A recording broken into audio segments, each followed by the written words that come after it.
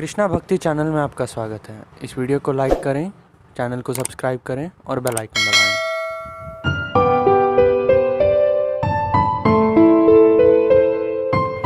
हरे कृष्णा, मैं संगीता आप सभी का कृष्णा भक्ति चैनल में हार्दिक स्वागत करती हूँ। पुरुषोत्तम माहात्म्यम कथा 14वां अध्याय। श्री नारायण बोले, राजा इसी प्रकार चिंताग्रस्त रहता था कि एक समय वाल्मीकि ऋषि उसके यहाँ आए। राजा ने जल्दी से उठकर भक्ति सहित उनके चरणों में नमस्कार किया। तब वाल्मीकि ऋषि राजा को शांत देखकर कहने लगे, हे राजन, तेरे मन में जो कुछ भी चिंता हो वह तुम बिना संकोच कहो, क्या बात है। धृढ़धनवा ने कहा, महाराज, आपके चरणों की कृपा से सब सुख है, परंतु हे ब्राह्मण, एक बड़ा भारी संदेह मेरे मन में है।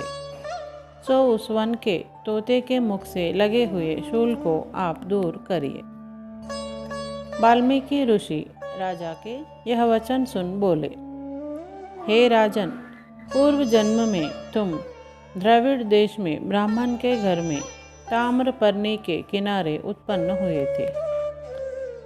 सुदेव तुम्हारा नाम था। तुम धार्मिक, सत्यवादी, जितना मिले उतने ही में संतुष्ट रहने वाले थे। तुम्हारी स्त्री उत्तम गुणों वाली गौतम ऋषि की पुत्री गौतमी नाम से विख्यात थी। गृहस्थाश्रम के धर्म में चलने वाले सुदेव को कितना ही काल व्यतीत हो गया, परंतु उनके संतति नहीं हुई। एक दिन आसन पर बैठा हुआ अपनी स्त्री से सेवा कराता हुआ थका हुआ वह ब्राह्मण कहने लगा, हे सुंदरी, संसार में पुत्र से परे कोई सुख नहीं, क्योंकि तप दान से उत्पन्न पुत्र परलोक में सुख देते हैं।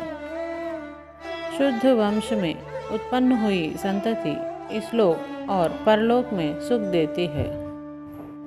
उस श्रेष्ठ संतति को मैं प्राप्त न कर सका तो मेरा जीना ही वृथा है। मैंने उसे वेदाध्ययन नहीं कराया, न उसका विवाह आदि कराया, अतः मेरा जन्म वृथा है। इसलिए मेरी मृत्यु शीघ्र ही हो जाए तो अच्छा है, मुझको आयु प्रिय नहीं। इस प्रकार अपने पति के वचनों को सुनकर उस सुंदरी के मन में अत्यंत दुख हुआ और बोली, हे प्राणेश्वर, ऐसे तुच्छ वाक्य मत कहो।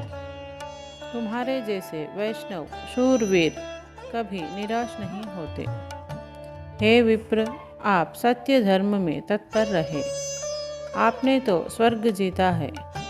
पुत्र की इच्छा है तो हरि जगन्नाथ की आराधना करो।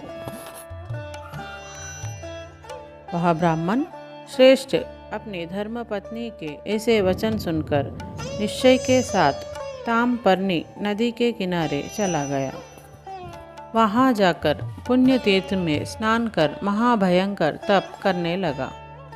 ऐसे उस तपोनिधि के 4000 वर्ष बीत गए।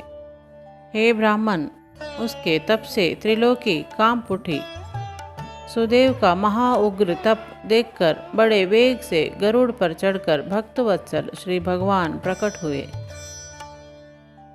श्री नारायण बोले, हे नारद जी, नवीन मेघ के समान चतुर्भुज जगत के पालन करने में समर्थ उन मुरारी के आनंदित मुख को देखकर बड़े हर्ष के साथ सुदेव ब्राह्मण ने मुकुंद को साष्टांग नमस्कार किया।